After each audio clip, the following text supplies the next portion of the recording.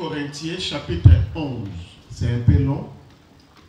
C'est juste pour comprendre le contexte.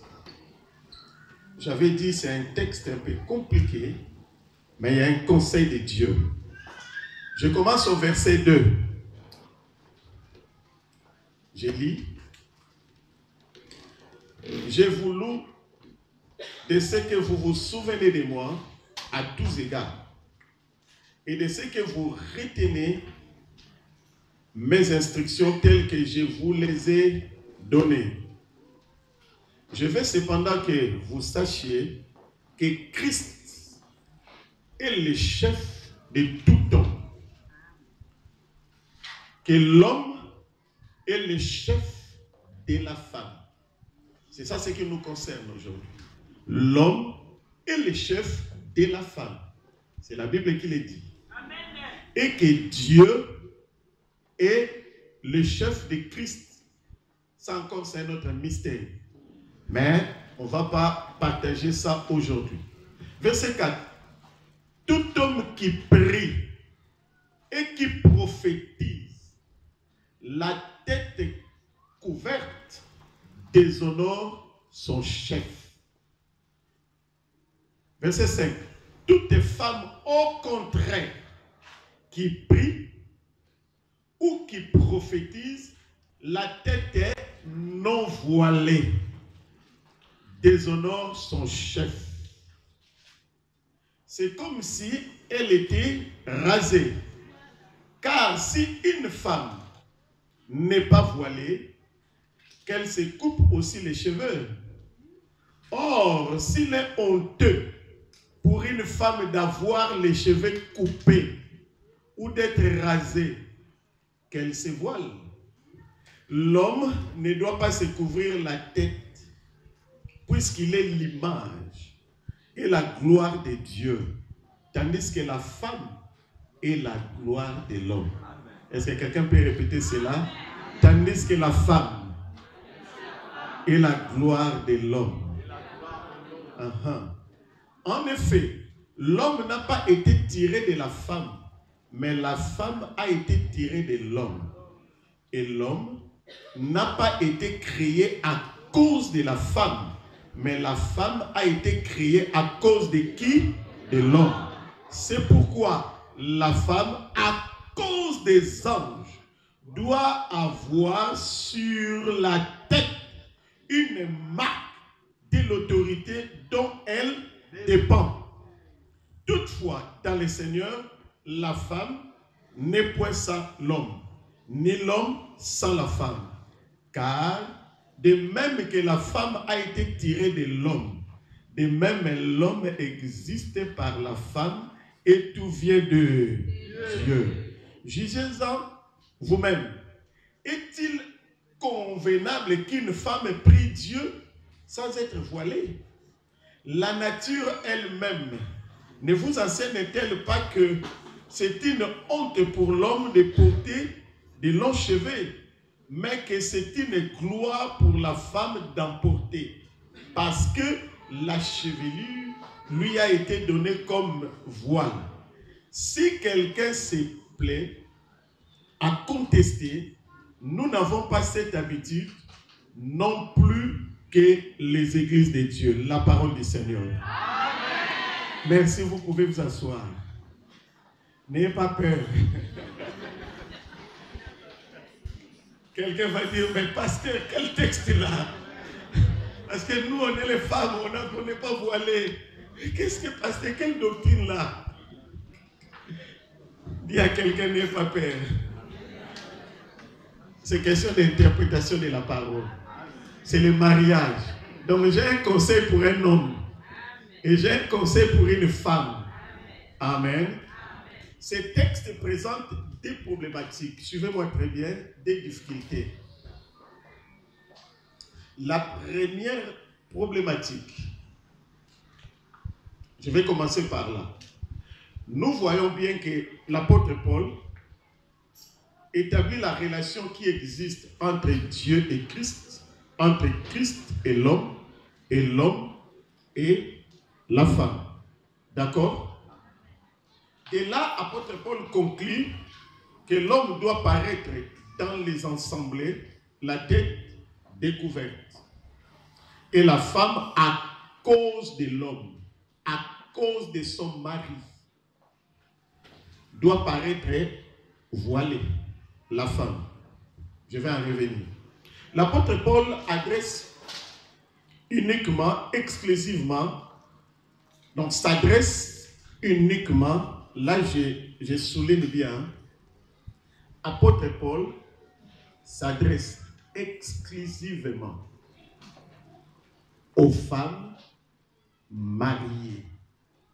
Ce n'est pas toutes les femmes. Là, le contexte, apôtre Paul parle que au couple. Parce que dans l'église de Dieu, dans l'église de Corinthe, il n'y avait pas seulement les mariés. Nous trouvons aussi les célibataires. Il a dit, la femme doit porter le voile à cause de son mari. Il a dit, le mari est le chef de la femme. Mais les célibataires, apôtre Paul, et les célibataires, et les veuves, et les femmes âgées, et les adolescentes. Donc nous voyons que le contexte est que pour les femmes mariées, pas pour les célibataires qui sont dans l'église de Dieu. Donc problème de voile ici, apôtre Paul l'a lié que pour les mariés, pas pour les célibataires. Parce qu'il a dit, femme, à cause de ton mari, qui est ton chef, tu dois porter les voiles. Mais les célibataires qui n'ont pas de mari, qui n'ont pas de chef, elles vont porter à cause de qui? Parce qu'ils n'ont pas de chef. Amen. Par là, nous comprenons que dans ce contexte, il s'agit bien des couples mariés. C'est ça la première problématique. Deuxième problématique, on nous parle sur la tenue de la femme dans les assemblées. Avant de donner mon conseil ou les conseils de la Bible, ce n'est pas mon conseil. Or, dans la Bible, nous trouvons deux sortes de lois. Il y a les lois qu'on appelle les lois éternelles. Les lois qui ne changent pas. Peu importe les milliers, la culture, peu importe les époques. Les lois de Dieu sont éternelles, ne changent jamais. Mais dans la Bible, nous trouvons aussi des lois qui sont des lois variables, qui peuvent changer selon les époques, selon les cultures, selon les âges, selon, qui peuvent changer. Il y en a plein. Voilà, on n'est pas là. Mais là, ce qui nous complique, est-ce que le Saint-Esprit peut nous donner quelque chose qui, à notre époque, n'est pas valable? Nous pouvons répondre que, littéralement parlant, ce texte ne tient pas aujourd'hui. Mais spirituellement parlant, apôtre Paul voyait plus loin. Il voyait quelque chose de spirituel entre la relation de l'homme et la femme. Entre le fait de mettre les voiles. Il voyait plus loin. Il parlait d'une loi qui est spirituelle, d'une loi qui est perpétuelle, qui va rester de génération en génération. C'est pour cela que je vais rentrer directement dans les premiers conseils. Les premiers conseils concernent la femme. Elle est là, Ariane. Elle est là. Amen. C'est au verset 3. Je reprends le verset 3. Je n'ai pas beaucoup de temps. La Bible nous dit au verset 3, « Je veux cependant que vous sachiez que Christ est le... » Non, est-ce qu'il y a quelqu'un qui est là? Amen. Christ est le chef de tout homme. Là, on comprend. Deuxièmement, que l'homme est le chef de la femme. Troisièmement, et que Dieu est le chef de Christ. 3 fois dans ce verset, on nous parle de chef, chef, chef. D'abord, Christ est le chef de tout homme. C'est un mystère. Deuxièmement, l'homme est le chef de la femme. Et troisièmement, Dieu est le chef de Christ. Alors, si nous regardons dans la Bible, le mot chef, c'est que la Bible ne veut pas dire. Dans la Bible, bibliquement parlant, le mot chef ne veut pas dire patron. Si on dit l'homme est le chef de la femme, mon cher ami, tu n'es pas le patron d'Ariana. Non. Chef ne veut pas dire mon pao.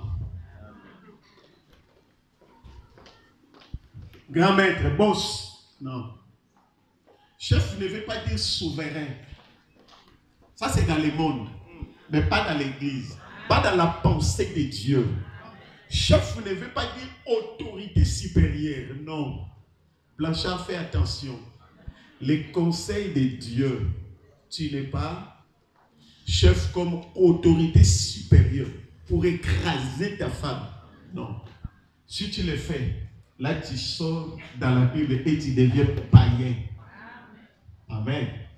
Or, dans la Bible et dans l'esprit de la Bible, chef, c'est un serviteur. C'est pour cela que ça ne m'étonnera jamais.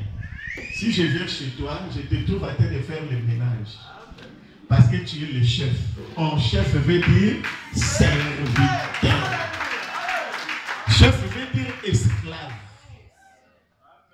Vous savez que dans l'église, sur le plan local,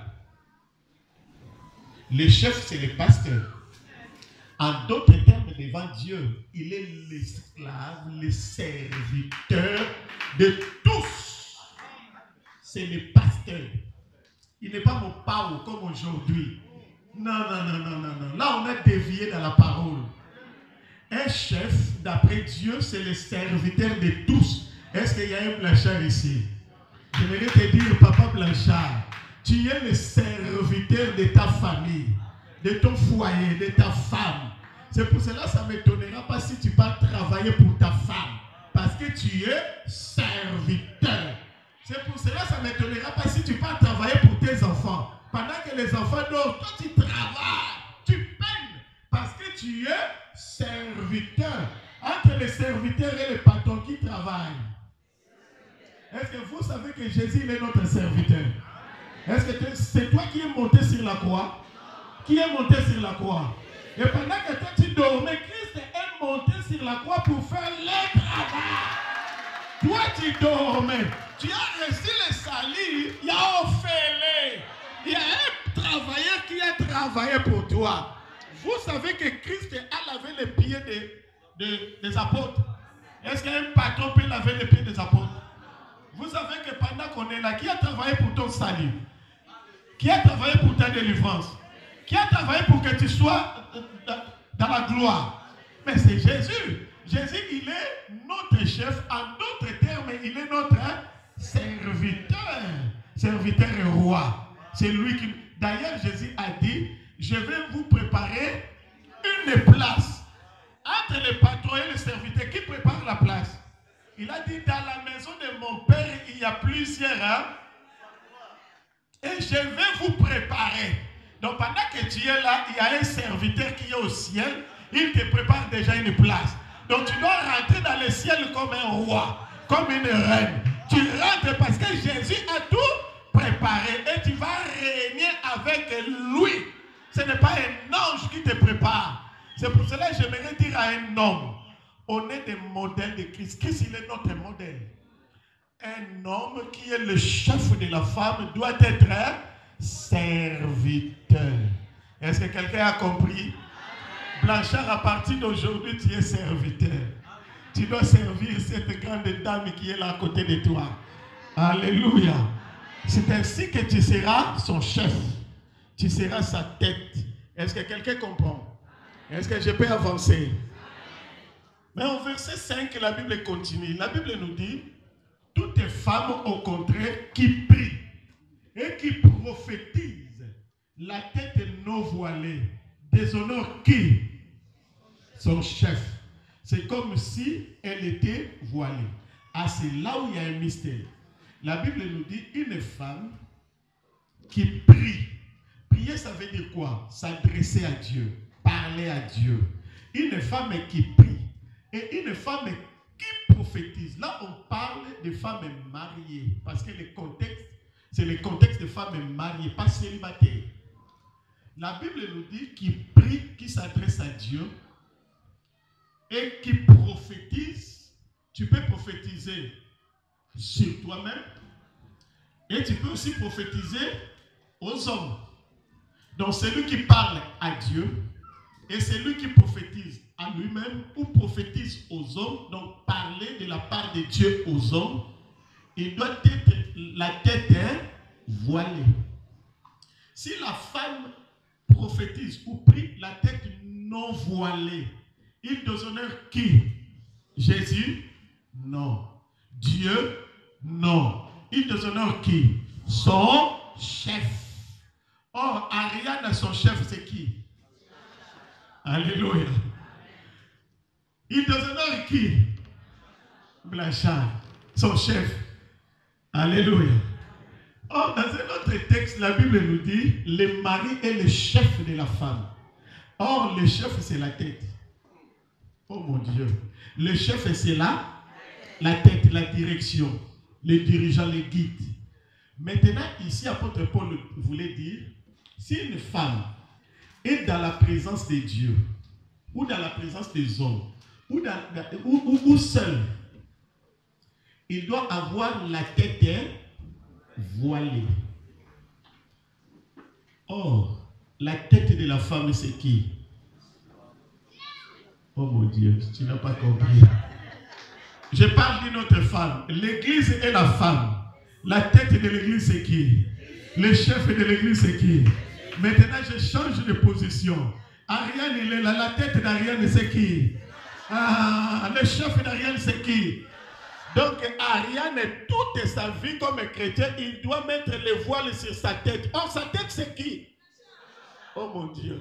Or, mettre le voile sur le Blanchard, ça veut dire, Ariane, tu as la responsabilité de couvrir, de cacher, d'envelopper ton mari, qui est ton chef, qui est, oh mon Dieu, alléluia, devant Dieu, bombaye, devant famille, zipikaye, devant Matou, finikaye, parce qu'il est ton chef. Alléluia. Comme ma femme elle fait. Alléluia. Ma femme elle est là. Elle connaît mes défauts. Étant sa tête, étant son chef, son rôle c'est de... C'est pour cela devant les gens, au lieu de voir mes défauts, elle fait quoi? Oh, maman n'a pas de défauts, mais j'ai quelqu'un qui... Ah. Oh mon Dieu. Est-ce qu'il y a un Blanchard ici dans l'église qui peut dire à sa femme, Yaya, couvre-moi, cache-moi. Tu dois me cacher. C'est ton rôle. C'est pour cela aujourd'hui on a beaucoup de divorces. Il y a un petit problème. La première personne à parler dehors, c'est qui? C'est la femme. Il a fait ceci, il a fait ceci, il a fait ceci la nuit. Non, la Bible nous dit, la femme doit couvrir sa tête. Or, ta tête, ce n'est pas Jean, ce n'est pas Pierre. Ta tête, c'est Blanchard. Blanchard, aujourd'hui, tu deviens une tête. Comme Ariane, il est là, il est sans tête. Bientôt, les révérends vont lui donner une tête. Et cette tête s'appelle Blanchard. Vous savez, quand tu mets un voile sur la tête, tu fais que les gens de l'extérieur ne puissent pas voir. Ariane, protège ton mari. Afin que les gens, dans cette église, je ne sais pas si dans cette église, mais à Rennes, il y a des braqueuses, il y a des voleuses. Donc, mets le voile. Et quand tu mets le voile, celui qui est là, sous le voile, il devient aveugle parce qu'il ne peut pas bien voir. Or, le voile, c'est l'amour. Le voile, ce n'est pas la burqa. Parce que le voile doit être blanc. La burqa, elle est noire. Non, ce n'est pas la burqa. Nous, on ne met pas la burqa. Nous, on met les voiles. Quand tu mets les voiles sur sa tête, tu lui crèves les yeux. Il ne pourra pas voir les voleuses quelque part. Parce que la nuit, tu lui as donné à manger. Et le matin, parce qu'il y a qui vient. Il y a qui vient là-dedans. Oh. C'est pour cela. Donc, voiler ton mari, ça veut dire lui fournir beaucoup d'amour. S'il est bien assagi à la maison, dehors, il sera aveugle. Il y a même un ton d'India au monoté. Parce que là-bas, à la maison, il a bien mangé. Fini les malérois. Parce qu'à la maison, tu manges bien. Eh mon Dieu, je dois terminer. Maintenant, là, c'était pour Ariane. Maintenant, pour toi. Maintenant, je te récupère, toi. Et regarde-moi très bien. La femme, verset 7. L'homme ne doit pas se couvrir la tête. Parce que la tête de l'homme, c'est Christ. Christ, il est déjà bien habillé. Il n'a pas besoin de ta protection. Voilà. Puisqu'il est l'image et la gloire de Dieu. Mais les passages qui suivent, la Bible nous dit, tandis que la femme est la gloire de la femme est la gloire de la femme est la gloire de l'homme. Amen. Donc ta femme n'est pas ton esclave. C'est ta gloire. C'est à toi maintenant, tu as le devoir, la responsabilité de faire dégager la gloire là qui est Ariane. On aimerait qu'à partir d'aujourd'hui, Ariane puisse dégager la gloire. Qu'on puisse voir l'éclat. Qu'on puisse voir la beauté intérieure et la beauté extérieure. Parce que quand tu regardes bien ta femme, elle est ta gloire. C'est à toi de faire qu'elle soit vraiment ta gloire à toi. C'est ça ta responsabilité. N'aie pas honte de ta femme. Ne sois pas comme un papa voisin là. Quand il marche, il a même honte de présenter sa femme. Les parents de ta femme ont tout fait. Et tu l'as dragué. Parce que les parents de la femme ont tout fait. Maintenant, si toi tu prends les relais, de faire exploser cette gloire-là. Mais maintenant, après 10 ans, après 15 ans, tu as honte de ta femme. Mais pourquoi tu as honte de ta femme? Bon, parce qu'il a eu beaucoup d'enfants, et voilà, il est... Kassimisa la note.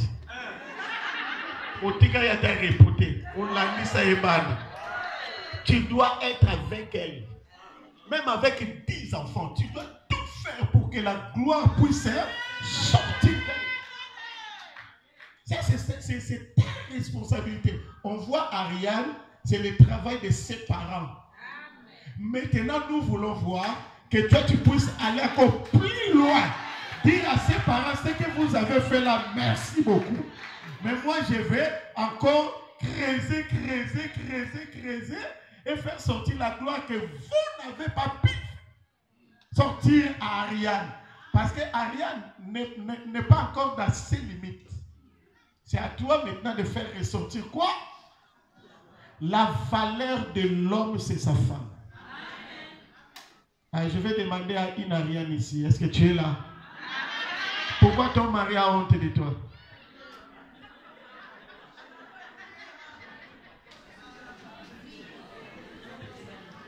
Amen. Ce sont les questions de rôle. La femme doit voiler l'homme. Et l'homme doit faire ressortir la gloire. Dans un couple où il y a plusieurs conflits non résolus, la première personne à être étouffée, c'est la femme. S'il y a des conflits, c'est à toi de trouver des solutions parce que tu es le chef, tu es la tête. La gloire de ta femme dépend de toi, de la manière dont tu la traites. Vous savez que la femme aime, la femme se soumet au niveau que l'homme l'aime. Bien aimé, je voulais vous dire les blanchards qui sont là. Donc quand je parle de blanchards, je parle de nous les hommes. Hein? Parce que nous tous aujourd'hui, on n'est pas Charlie, mais nous tous aujourd'hui, on est blanchards. Alléluia. Est-ce que les blanchards sont là? On ne s'aventure pas devant une femme. Parce que les femmes sont dangereuses. Si tu es sérieuse avec une femme, elle se soumettra. Mais si tu fais des aventures, le jour où ça va se retourner contre toi, papa au bamba pantalon.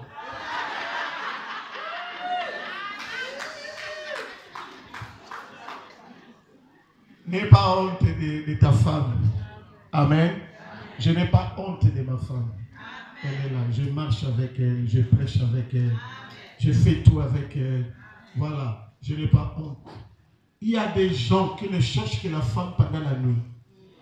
Quand on arrive la nuit, Balouganambo. Tengamanambo. Tu cherches que la gloire la nuit. Yaya Osvangote.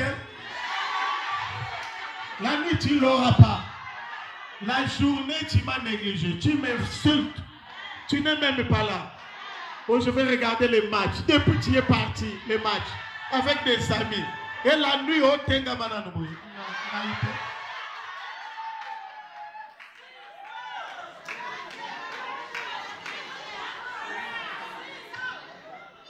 Sache-le que la femme, c'est comme une fleur. Est-ce que quelqu'un écoute bien? Est-ce que les blanches sont en colère contre moi? C'est le toli de la... Écoute-moi pour terminer. Ah, j'ai épuisé mon temps, il me reste 2 minutes. La femme est comme une fleur que tu as pris dans un champ. Et le champ, c'est sa famille.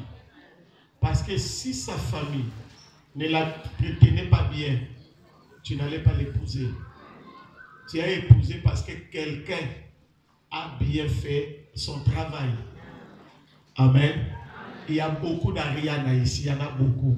Mais tu as trouvé elle parce que quelqu'un a travaillé dur. Amen. Mais maintenant ton travail, c'est de maintenir ce travail-là et d'aller encore plus loin. De faire plus que les parents. On ne veut pas que cette fleur puisse se détériorer, puisse se dessécher. Laisse que la fleur puisse produire encore, que ce soit une fleur fraîche, parfumée, épanouie, spirituelle. C'est ton travail.